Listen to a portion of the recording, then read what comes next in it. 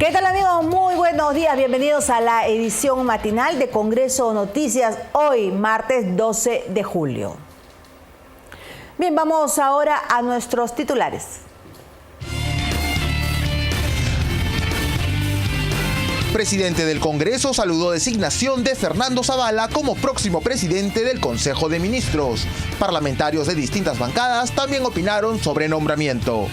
Congresista Cecilia Chacón anunció que su bancada se reunirá este martes para elegir al candidato que ocuparía la presidencia del Congreso para el primer periodo legislativo 2016-2017. Congresista Velázquez Quesquén considera que moción de censura a ministro de Defensa es una herramienta de control político y espera conseguir las 73 firmas necesarias para convocar al pleno extraordinario. Parlamentaria Verónica Mendoza invocó al próximo Congreso a promover la formación de una comisión de alto nivel de descentralización que articule al Legislativo con el Ejecutivo. Develan fotos del fundador del Partido Popular Cristiano, Luis Bedoya Reyes, en sala de sesiones que lleva su nombre en el Congreso de la República.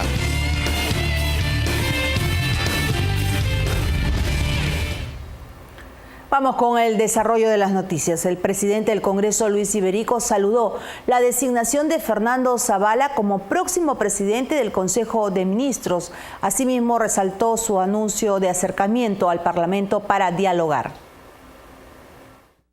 El titular del Legislativo consideró como excelente la designación de Fernando Zavala como jefe de la presidencia del Consejo de Ministros. He tenido la oportunidad de compartir con el entonces ministro Zavala toda la tarea ardua que fue aprobar el Tratado de Libre Comercio con los Estados Unidos, sobre lo cual había mucha resistencia. Pero estuve entre los parlamentarios que inclusive lo acompañaron a una serie de reuniones para poder sacar adelante esto que hoy día se ha convertido en un montón de tratados de libre comercio que tiene el Perú. Y lo he visto como una persona que no solamente es técnica, sino también un buen político, porque es una persona que sabe conversar, sabe dialogar, una persona muy flexible. Entonces considero que ha sido una buena designación. Ahora hay que dejar que el presidente y su presidente del Consejo de Ministros, inspectores, porque todavía no han asumido sus funciones, se pongan a trabajar en el nuevo gabinete ministerial. Iberico señaló que el Congreso debe ser el espacio de diálogo y en tal sentido saludó la postura de Zavala sobre buscar un acercamiento al legislativo para encontrar consensos. El Congreso no solamente debe ser el espacio de la confrontación, sino también del entendimiento, de la conversación y del diálogo. En toda democracia hay confrontación, pero junto a ello hay conversaciones, hay diálogos, hay capacidad de entenderse por los bienes supremos del país. En ese sentido, esa disposición hay que saludarla y yo estoy seguro que todas las futuras bancadas ya elegidas y los partidos que representan esas bancadas están con la mejor disposición para dialogar. Por otra parte, señaló que existen varios desafíos que el Perú debe afrontar en los próximos 5 años. Tenemos que enfrentar temas como la inseguridad ciudadana, las inversiones en el país, reactivar nuestra economía que ha estado en una situación de parálisis o semiparálisis. El agro no hay que dejarlo de lado, la agricultura, no solamente la agroexportación, sino también la agricultura familiar. En fin, hay una serie de desafíos que tiene que enfrentar el Perú los próximos 5 años y en ello nos tiene que encontrar unidos dentro de las diferencias propias de un sistema democrático. Finalmente, el presidente del Congreso manifestó que las observaciones hechas por la Contraloría a la compra de patrulleros por parte del Ministerio del Interior deben ser investigadas, ya que no se puede poner en juego la seguridad ciudadana. El tema de los patrulleros se tiene que investigar a fondo, de una manera técnica, porque es un tema muy sensible para nuestra seguridad y para nuestra Policía Nacional. Dejemos que las responsabilidades se establezcan dentro de las investigaciones que ya está realizando la Contraloría General de la República. Tratemos de que haya menos ruido y más nueces en esta investigación, porque no podemos poner en juego la seguridad ciudadana, que es un tema que constituye la primera preocupación de los ciudadanos. Y tras conocerse el nombre del próximo presidente del Consejo de Ministros, parlamentarios de distintas bancadas también opinaron sobre el perfil profesional de Fernando Zavala y la expectativa generada en torno a su futura gestión. tras el anuncio realizado ayer por el presidente electo Pedro Pablo Kuczynski, anunciando al economista Fernando Zavala como su próximo presidente del Consejo de Ministros, diversos congresistas opinaron sobre su designación. Zavala es un hombre de buen trato, es un hombre que no genera controversias y me parece que lo puede hacer muy bien. Es una persona que tiene amplia experiencia en el sector público y ha ejercido cargos de ministro de Estado, que son cargos políticos. El hecho de que no esté en la política partidaria, para mí es un activo porque significa que no tiene enemigos que siempre la actividad política genera, y eso le va a permitir poder conversar con todos y poder tender puentes más fácilmente que los demás. Además, su propio carácter, es una persona con la cual es muy difícil pelearse. Definitivamente hay cosas que deben seguir caminando, y en ese sentido nosotros creemos que los ministros que vayan a ser designados tienen que ser los más profesionales, los más capacitados, los más eficientes y aquellos que hayan tenido un nivel de experiencia en el gobierno. Su personalidad, lo he visto ayer en varias declaraciones, me parece una persona que escucha, que no es muy rígido en sus decisiones, que va a lograr consensos, y eso tiene que llevar a cabo una política de ceder en algunas cosas, establecer, no imponer, ceder en algunas cosas y buscar el bienestar de todos los peruanos, no ser fundamentalista en la política económica, decir, no, tenemos que ir por acá y el mercado dice esto, sino tratar de ver cómo el Estado puede participar para conseguir el bienestar del Perú. Fernando no participó de la actual campaña electoral, él no ha estado trabajando políticamente o activamente en esos momentos, y creo que tiene la capacidad de poder convocar a las diferentes bancadas para poder escucharlo y saber, porque creo que todas las bancadas y todo el Perú quiere saber cuáles son las propuestas del próximo gobierno para los próximos 5 años. Y al parecer justamente será con Fuerza Popular con quien se reúna primero. Veamos entonces. Bien, de otro lado, el congresista de Fuerza Popular Cecilia Chacón anunció que su bancada se reunirá el día de hoy para elegir el candidato que ocuparía la presidencia del Congreso para el periodo legislativo 2016-2017. Ella consideró que cualquier integrante de su grupo parlamentario podría ocupar el cargo. El día de mañana tendremos una reunión de bancada donde se tomará la decisión, como es usual dentro de Fuerza Popular, de manera institucional, democrática. Vamos a elegir quién presidirá el próximo Parlamento. Pero decirles que quien sea elegido, estoy segura, va a realizar un extraordinario trabajo. Y esa es la gran diferencia entre un partido político sólido y los grupos de amigos que a veces llegan al Parlamento. Cualquier persona dentro de Fuerza Popular está en la capacidad para presidir el Parlamento. Personas como Luz Salgado, por ejemplo, que es una mujer con una amplia experiencia y que estoy segura lo haría extraordinariamente bien. Lucho Galarreta, que es también una persona que tiene mucha experiencia dentro del Parlamento. Así que hay muchos dentro de Fuerza Popular, los mencionados y algunos que no han sido mencionados también, que tendrían toda la capacidad y harían un extraordinario trabajo en la presidencia. Y sobre la moción de censura al ministro de Defensa, Yaquil Balaquivi, por el caso de la denuncia contra periodistas, el congresista Javier Velázquez Quesquén opinó que es una herramienta de control político y que se esperan conseguir las firmas necesarias para convocar a un pleno. Exhortar a todos los 130 congresistas. Tenemos que autoconvocarnos. Esta moción de censura se tiene que ver. El que autoricen la sesión extraordinaria no supone que voten a favor de la censura. Hay algunos que están en contra. Que vengan, expresen su opinión y se votará. Lo que no pueden impedir es que una herramienta constitucional como una moción de censura no se vea por una maniobra dilatoria o de querer imponerle otro nuevo requisito reglamentario. De tal manera que he conversado con el presidente del Congreso, he conversado con Pedro Espadaro, con los voceros, y estamos ahorita recogiendo todas las firmas y esperamos que a más tardar jueves o viernes se pueda convocar a esta legislatura solo para debatir y votar la moción de censura. 8:13 de la mañana y vamos a una pausa, pero regresamos con la creación de una comisión de alto nivel de descentralización. Propuesta que ha sido planteada por la comisión del mismo sector. Bien, vamos a una pausa y regresamos con más aquí en la edición matinal de Congreso Noticias.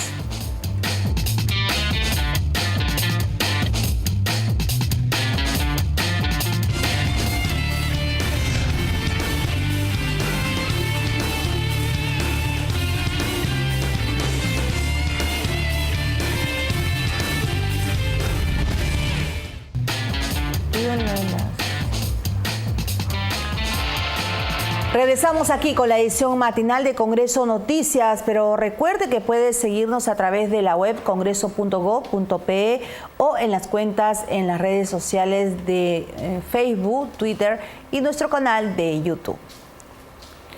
Durante la presentación del informe para el relanzamiento del proceso de descentralización, la congresista Verónica Mendoza invocó a los parlamentarios del próximo Congreso a promover la formación de una comisión de alto nivel que articule al Legislativo con el Ejecutivo para definir las medidas urgentes para este propósito.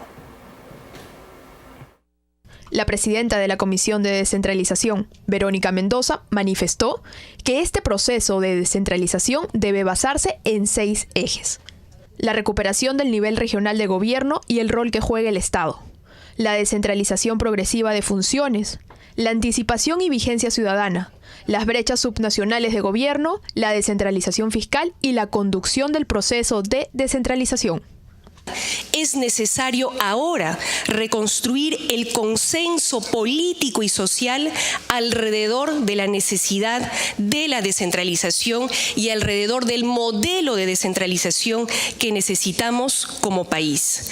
¿Cómo hacer que la descentralización no sea solamente una aspiración, sino un verdadero instrumento de modernización del Estado, un verdadero instrumento de democracia plena, participativa, un instrumento que realmente permita acercar el Estado a la gente? Destacó la necesidad de hacer un llamado para la apertura de un debate, aprender las lecciones del proceso, tanto en el realizado hasta la fecha en nuestro país como el de otros países, como en Colombia y Chile. Al detallar dicho informe, el secretario técnico de la Comisión de Descentralización, Regionalización, Gobiernos Locales, Fernando Paredes Núñez, explicó que este se divide en 3 partes. La primera referida a los fundamentos legislativos del proceso de descentralización, la segunda al diseño y la implementación de dicho proceso, y la última al planteamiento que realiza el Congreso para continuar con la reforma del proceso de descentralización en el país. El mensaje principal es relanzar el proceso, pero relanzar el proceso en correlación con otra idea central, y es tener una gestión pública descentralizada, al servicio de los ciudadanos y en procura con la finalidad de lograr el desarrollo integral y el desarrollo armónico, de tal manera que nadie, no importando dónde viva, pueda escapar a un servicio de eficacia, eficiencia y calidad por parte del Estado. Sabremos entonces, en ese contexto de relanzamiento, cómo repensar el otro mandato constitucional, que es asignar adecuadamente competencias y funciones de tal manera que estos propósitos de desarrollo y de servicio al ciudadano sean cumplidos. El electo parlamentario por la región San Martín, César Villanueva, propuso la reestructuración del Ministerio de Economía y Finanzas, y su colega electo por la región Cusco, Wilber Rosas, señaló que es necesario descentralizar los recursos de las regiones. También tenemos que descentralizar también los órganos de control del Estado, ¿no es cierto?, que no solamente sirva para perseguir a los alcaldes que se oponen o a los presidentes regionales que tienen una voz de protesta, sino que tenga que ser de permanente control del Estado, de las funciones económicas del Estado.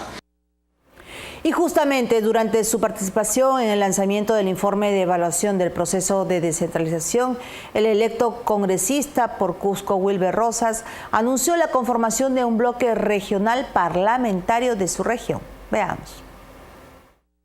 Nosotros en el Cusco hemos hecho un compromiso, vamos a defender también, hemos conformado una bancada regional, es pluripartidaria y vamos a trabajar por la región de manera permanente, y creo que ese es el compromiso que hemos tenido, y creemos que tenemos que trabajar fundamentalmente por la transferencia de recursos, pero también con la transferencia de funciones. Y este fin de semana se publicó en el diario oficial El Peruano la resolución legislativa que modifica los artículos 37 y 76 del reglamento del Congreso de la República relacionados con los grupos parlamentarios. La resolución modifica el inciso 1 del artículo 37 del reglamento del Congreso referido a los grupos parlamentarios, definición, constitución y registro. con el siguiente texto. El artículo 37, los grupos parlamentarios, señala, son conjuntos de congresistas que comparten ideas o intereses comunes o afines y se conforman de acuerdo a las siguientes reglas. 1. Los partidos o alianzas de partidos que logren representación al Congreso de la República constituyen grupo parlamentario siempre que cuenten con un número mínimo de 5 congresistas. De esta manera se cambia el requisito anterior que señalaba que se necesitaba 6 miembros para formar una bancada al interior del Parlamento. La modificación que lleva la firma del presidente del Poder Legislativo, Luis Iberico Núñez, y la primera vicepresidenta, Nathalie Condori, permite desde ahora que los grupos parlamentarios tengan como mínimo 5 integrantes. Bien, continuamos. Luego de años de espera, un justo reclamo se hizo realidad al ser aprobada por el Congreso la ley que otorga a los excombatientes de la guerra del CENEPA los mismos beneficios que reciben los exsoldados de las campañas del 33 y 41. Los detalles en la siguiente nota. Más de 3.345 excombatientes de los años 1978, 1981 y 1995, calificados como defensores de la patria por el Comando Conjunto de las Fuerzas Armadas, tendrán los mismos beneficios que los excombatientes del conflicto de 1933, con cargo al presupuesto del Ministerio de Defensa y del Ministerio del Interior. Así lo establece la Ley 30.461, aprobada por el Parlamento. Se dice que cuando hay guerra, a Dios se invoca y al soldado se convoca. Y cuando hay paz, a Dios se olvida y al soldado se castiga. Esa frase se entierra el día de hoy. Esto se llama gratitud. Gratitud eterna y permanente de toda una nación. Aquellos valerosos combatientes que defendieron la integridad de nuestro sagrado territorio. El debate se concretó en las comisiones de Defensa Nacional y de Presupuesto, donde finalmente se hizo justicia, toda vez que los vencedores calificados tendrán derecho, entre otros, a atenciones médicas gratuitas y medicinas en todos los hospitales del país, así como bonificación mensual que se reajustará de acuerdo con las variaciones a futuro. En el transcurso del tiempo hemos venido despidiendo a muchos hermanos defensores de la patria que han dejado a sus esposas, a sus hijos huérfanos, ¿no?, que hoy en día se encuentran prácticamente abandonados. Muchos de nosotros, inclusive defensores de la patria, yo sé que adolecen de muchas enfermedades. Eso y la indiferencia de muchas autoridades es lo que me ha motivado a continuar, a sacrificar el tiempo a la familia y a ustedes también, ¿por qué no decirlo?, a sacrificarles a ustedes para poder estar en este día, y me ha dado más fuerzas para poder conseguir este objetivo. La norma también precisa que los sobrevivientes de las mencionadas campañas tendrán un trato preferencial en las gestiones para obtener vivienda propia y para la afectación de terrenos con fines agropecuarios. Muchas gracias por todo ese apoyo y por este objetivo logrado. Quiero que todos los defensores en este momento me acompañen con 3 vivas, que se escuchen fuerte, que todo el país lo escuche. ¡Viva los defensores de la patria! ¡Viva! ¡Viva los héroes del CENEPA! ¡Viva! ¡Viva el Perú! ¡Viva! La ley determina además que se disponga en todos los colegios del país la realización anual de actos conmemorativos de los gloriosos hechos de armas cumplidos en Zarumilla y en la frontera nororiente y exaltar a los héroes que en ella se inmolaron. También declara el 31 de julio Día Central Conmemorativo. 8:28 de la mañana y vamos a una nueva pausa y volvemos con la develación de fotos del fundador del Partido Popular Cristiano, Luis Bedoya Reyes, en la sala que lleva su nombre.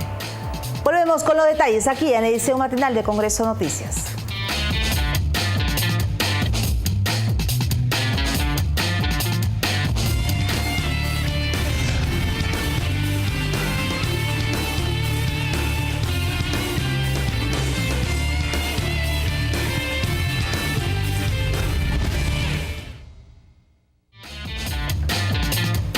8:35 de la mañana y volvemos con la edición matinal de Congreso Noticias. En una emotiva ceremonia se develaron las fotografías del fundador del Partido Popular Cristiano, Luis Bedoya Reyes, en la sala que lleva su nombre. El presidente del Congreso, Luis Iberico Núñez, destacó su figura como ejemplo de lucidez y democracia. Fue durante la develación de 3 fotografías del fundador del PPC en la sala 3 del edificio Víctor Raúl Haya de la Torre, que lleva su nombre desde que fue inaugurado en el año 2008. Iberico Núñez destacó la inteligencia de Bedoya Reyes y consideró un privilegio haber podido asistir cuando era aún muy joven a las sesiones de la Asamblea Constituyente, donde presenció los debates en los que participó junto a otros líderes que enaltecen la política nacional. En otro momento, el titular del Parlamento calificó también como un privilegio haber integrado la bancada PPC-APP durante el quinquenio parlamentario 2011-2016. Eso es Luis Bedoya Reyes, un ejemplo de vocación, un camino que ha trazado y que se expresa a través de su partido, el Partido Popular Cristiano, una mente que se mantiene lúcida y brillante para bien de todos los peruanos de hoy en día, esa lucidez y esa brillantez que necesitan en momentos políticos como el que estamos viviendo hoy. Para mí ha sido un gran privilegio estar en una bancada donde nos hemos mantenido los 5 años con amigos del Partido Popular Cristiano. En ellos he visto las huellas que deja Luis Bedoya Reyes. De ellos he aprendido muchísimo. El evento fue organizado por el congresista Alberto Beincolea, quien destacó las enseñanzas de su líder. Que ha sido para nosotros, por lo menos para los miembros del PPC, siempre un ejemplo y una luz a seguir. Así que les agradezco mucho esta presencia suya en estos minutos que nos reuniremos para develar estas fotografías. En tanto, Javier Bedoya de Vivanco, hijo del homenajeado y vocero de la bancada PPC-APP, manifestó que las 3 fotografías develadas evidenciaban 3 momentos de la única experiencia parlamentaria de su padre, ya que, según dijo, él siempre fue un hombre del Ejecutivo.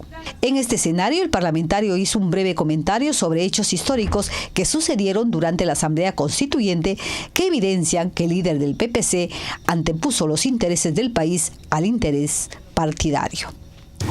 Pero encabezó la lista del PPC a la Asamblea Constituyente del 78.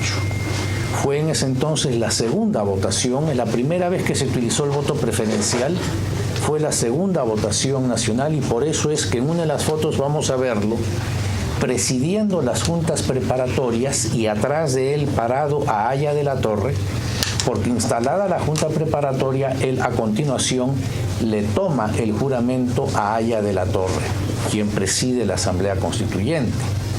La sala Luis Bedoya Reyes forma parte de un conjunto de 6 ambientes donde sesionan las comisiones del Congreso de la República.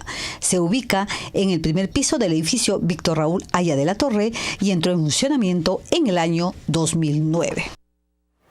Y efectivamente, haciendo gala de lucidez, hace unos días el líder histórico del Partido Popular Cristiano, Luis Bedoya Reyes, se pronunció sobre diversos temas de coyuntura, entre ellos el relacionado a la posible censura al ministro de Defensa, Yaque Balaquivi. Además, señaló que el electo presidente Pedro Pablo Kuczynski se apresuró en señalar que marcharía al Congreso por el caso de Doe Rao. ¿Puede el ministro haber metido la pata? Puede, pero tiene el derecho de explicar por qué tomó esa decisión y la autoridad correspondiente resolver si es competente o no para los efectos de proseguir la instancia judicial o declarar que no hay lugar a ella. Kuczynski es un hombre sereno y hasta flemático y le agrega eso risita con naturalidad. No sé qué le ha pasado ayer. Yo también tengo la misma impresión que envuelve su pregunta. Quizá el entusiasmo lo ganó en ese momento. Los poderes del Estado deben respetarse con mucha escrupulosidad uno al otro y ver qué cosas pueden hacer en común y no confrontacionalmente. Todavía estamos bajo los efectos de lo que podríamos llamar el ametrallamiento que ha sufrido en los últimos meses. Hay que dejar que el tiempo haga su trabajo y le dé su nivel correspondiente a cada cosa. No sabe con qué mentalidad podrá ser visto dentro de unos meses cuando las aguas se tranquilicen. Casi siempre soy muy cuidadoso, porque además mi opinión ya no pesa, pero en cambio mi opinión moral pesa, quizás. Pero prefiero siempre ser medido. No me gusta condenar a inocentes para tener que reconocer mi error después. 8:41 de la mañana y vamos al hall de los Pasos Perdidos, que ahí se encuentra nuestra compañera Elsa Iturriaga para darnos detalles de las actividades parlamentarias. Adelante, Elsa, buenos días. Buenos días, Susana, buenos días a los televidentes de Congreso Televisión. Así es, como bien lo has anunciado desde el hall de los Pasos Perdidos, este punto de transmisión, les vamos a contar un resumen de la agenda de actividades parlamentarias programadas para el día de hoy, martes 12 de julio del 2016. A partir de las 9 de la mañana, en la sala Raúl Porras Barrenechea del Palacio Legislativo, se va a llevar a cabo el foro Lineamientos de Atención de Calidad para las Personas Adultas Mayores en Instituciones Públicas y también privadas. Esto es organizado por la Presidencia del Parlamento Nacional. A las 11 de la mañana, en la sala Gustavo Momellona, también en el Palacio Legislativo, se realizará la conferencia de prensa del 16º Campeonato Parapente y 7º Downhill Internacional Gastronomía y de Gastronomía también y Rally Nacional Chapurro 2016. Por la tarde, a partir de las 5, en el auditorio José Faustino Sánchez Carrión, del auditorio del mismo nombre, se va a llevar a cabo el evento Martes Democrático. Esto es organizado por la Oficina de Participación, Proyección y Enlace con el Ciudadano. Además, les contamos que también continúa desde las 9 de la mañana abierta, por supuesto, la muestra fotográfica Los Condenados de la Tierra. Esto es en la sala Luna Pizarro del Palacio Legislativo. Usted puede venir con su DNI e ingresar por la puerta posterior del Congreso de la República y además de poder apreciar esta exposición fotográfica, también realizar una visita guiada por el Palacio Legislativo. Indicar además que, como se sabe, en este fin de legislatura, se está, digamos, proyectando también la posibilidad de realizar una sesión extraordinaria del Pleno. Además, por supuesto, también continúa sesionando la Comisión Permanente del Congreso de la República. Los balances de las comisiones respectivas ordinarias que ya se han ido dando a conocer y continuarán, por supuesto, informándose, tanto como los balances individuales de los presidentes de comisiones y de algunos parlamentarios durante este quinquenio, no solo del último año de gestión, sino también del quinquenio. Bien, Susana, regresamos contigo entonces. Adelante.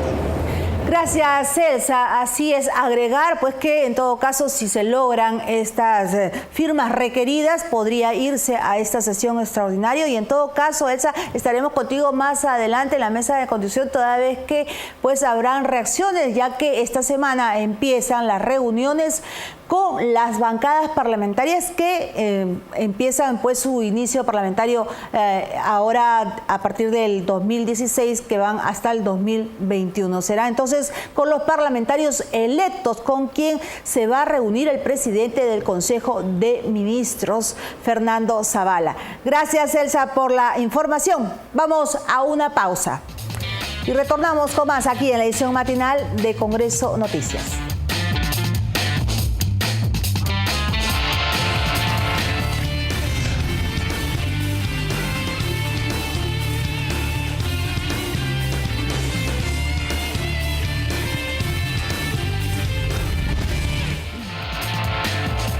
Volvemos con lo último aquí en la edición matinal de Congreso Noticias.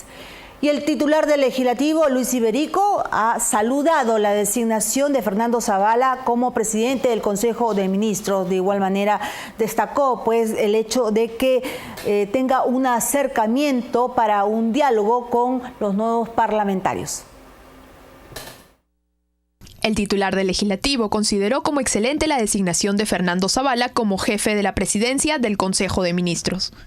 He tenido la oportunidad de compartir con el entonces ministro Zavala toda la tarea ardua que fue aprobar el Tratado de Libre Comercio con los Estados Unidos, sobre lo cual había mucha resistencia. Pero estuve entre los parlamentarios que inclusive lo acompañaron a una serie de reuniones para poder sacar adelante esto que hoy día se ha convertido en un montón de tratados de libre comercio que tiene el Perú. Y lo he visto como una persona que no solamente es técnica, sino también un buen político, porque es una persona que sabe conversar, sabe dialogar, una persona muy flexible. Entonces considero que ha sido una buena designación. Ahora hay que dejar que el presidente y su presidente del Consejo de Ministros, inspectores, porque todavía no han asumido sus funciones, se pongan a trabajar en el nuevo gabinete ministerial. Iberico señaló que el Congreso debe ser el espacio de diálogo y en tal sentido saludó la postura de Zabala sobre buscar un acercamiento al legislativo para encontrar consensos. El Congreso no solamente debe ser el espacio de la confrontación, sino también del entendimiento, de la conversación y del diálogo. En toda democracia hay confrontación, pero junto a ello hay conversaciones, hay diálogos, hay capacidad de entenderse por los bienes supremos del país. En ese sentido, esa disposición hay que saludarla y yo estoy seguro que todas las futuras bancadas ya elegidas y los partidos que representan esas bancadas están con la mejor disposición para dialogar. Por otra parte, señaló que existen varios desafíos que el Perú debe afrontar en los próximos 5 años. Tenemos que enfrentar temas como la inseguridad ciudadana, las inversiones en el país, reactivar nuestra economía que ha estado en una situación de parálisis o semiparálisis. El agro no hay que dejarlo de lado, la agricultura, no solamente la agroexportación, sino también la agricultura familiar. En fin, hay una serie de desafíos que tiene que enfrentar el Perú los próximos 5 años y en ello nos tiene que encontrar unidos dentro de las diferencias propias de un sistema democrático. Finalmente, el presidente del Congreso manifestó que las observaciones hechas por la Contraloría a la compra de patrulleros por parte del Ministerio del Interior deben ser investigadas, ya que no se puede poner en juego la seguridad ciudadana. El tema de los patrulleros se tiene que investigar a fondo, de una manera técnica, porque es un tema muy sensible para nuestra seguridad y para nuestra Policía Nacional. Dejemos que las responsabilidades se establezcan dentro de las investigaciones que ya está realizando la Contraloría General de la República. Tratemos de que haya menos ruido y más nueces en esta investigación, porque no podemos poner en juego la seguridad ciudadana, que es un tema que constituye la primera preocupación de los ciudadanos. Según datos estadísticos de la Universidad Católica, nuestro país registra los índices más bajos en hábitos de lectura, pues solo el 15,5% lee de manera habitual. Afortunadamente, el Estado se ha empeñado en corregir esta situación, apostando por espacios que propicien y motiven a leer a los ciudadanos. Uno de estos es la Casa de la Literatura.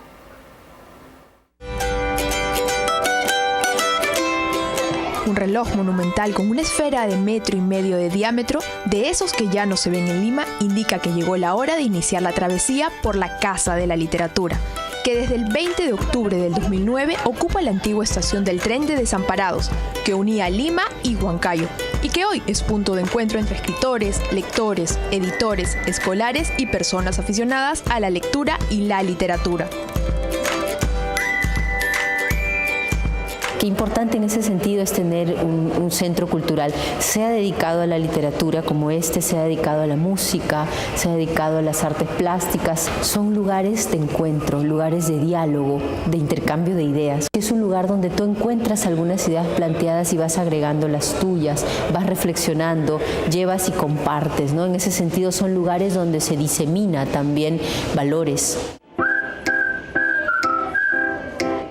En el hall de ingreso se percibe una instalación con los retratos de autores recientemente homenajeados por esta casa, que dan la bienvenida a todos los ciudadanos que visitan este centro cultural.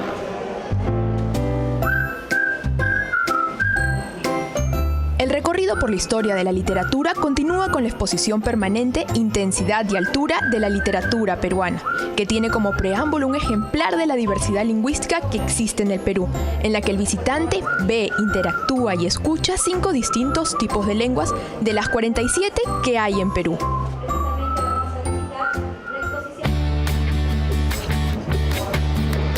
Las siguientes salas representan un viaje por la historia de nuestra literatura, teniendo como eje la construcción de las identidades. En tal sentido, los docentes utilizan esta exposición como un recurso para complementar su trabajo de enseñanza de la literatura peruana y contribuir al fomento de nuevos lectores. Por su parte, los estudiantes podrán interactuar con la exposición a través del papel, audio y videos. Los centros culturales, los museos, las bibliotecas, por citar algunos ejemplos, son lugares también de educación.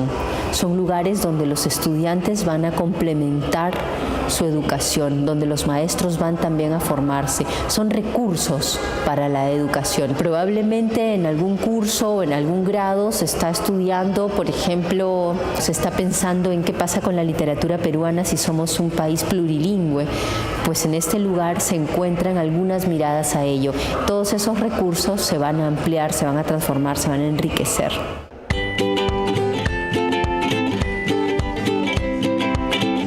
En la sala de exposición número 2 se exterioriza la historia del teatro, los títeres y la pantomima en el Perú, a manera de enriquecer el conocimiento de todos los visitantes y despertar en ellos la pasión por las tablas y los títeres. La exhibición muestra el trabajo de los títeres realizado por el grupo Cusi Cusi, la libertad de usar el cuerpo para poder expresarnos a través de la pantomima de los esposos Piqueras, la puesta en valor de las distintas expresiones culturales a través de la obra Los músicos ambulantes del grupo Yuyascani. Las letras invaden todos los espacios. Camino a la planta baja, los escalones están decorados con frases representativas de la literatura peruana.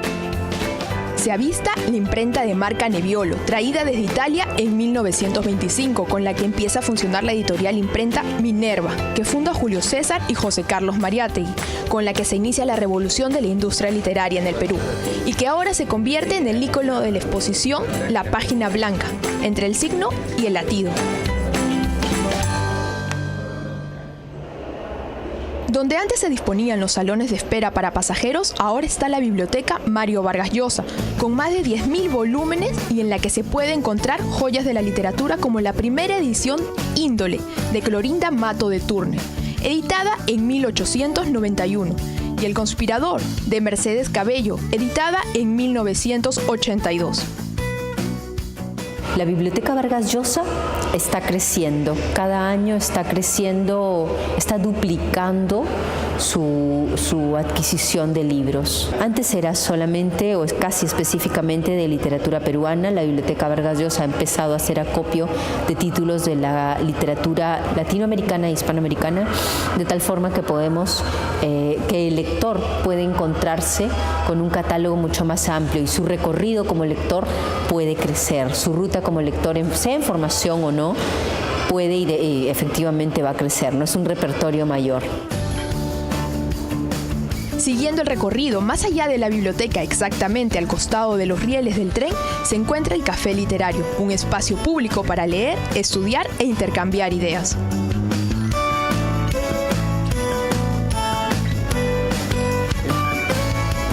Pensando en los niños, que son el futuro del país y público importante que puede generar un cambio positivo en los índices de los hábitos de lectura, es que se crea la Sala de Literatura Infantil Cota Carvalho, que ofrece a los pequeños visitantes una colección especializada de libros para niños. Y a todo esto, ¿qué piensan los limeños del hábito de leer? Sí, es muy bueno para la cultura. Tener el hábito de lectura es muy bueno, porque de esa manera una persona se prepara, ¿no? Está más culto. Acá en el Perú le falta demasiado, o sea, desde la escuela de verdad muchas veces no incentivan eso. Ahora último se está perdiendo bastante lo que es el leer, ¿no? Ya no se sabe qué es leer. Y cuando les preguntamos cuál fue el último libro que han leído, esto fue lo que respondieron. Últimamente solamente estoy leyendo lo que es el Código Penal. Yo de Mario Vargas Llosa y de Ana Frank, ya más o menos 2-3 años. Tampoco yo no soy tan con la lectura, ¿no? El Lobo Estepario. El último libro que leí ha sido de la universidad.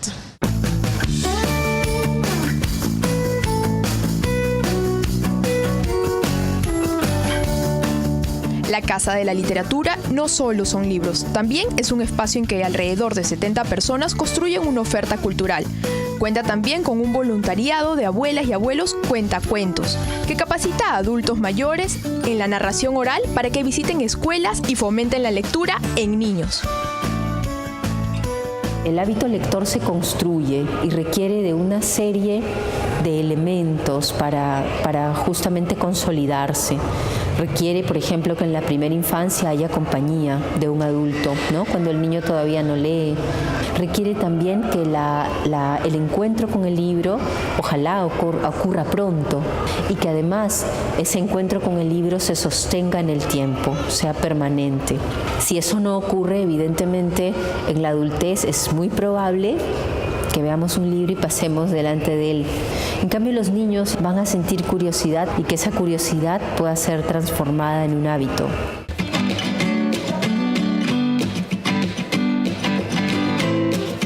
Este interesante y cultural recorrido no termina aquí, y es quien visita la Casa de la Literatura puede experimentar una gran variedad de sensaciones, y quien vuelve puede ver las constantes renovaciones y leer las nuevas adquisiciones para la biblioteca.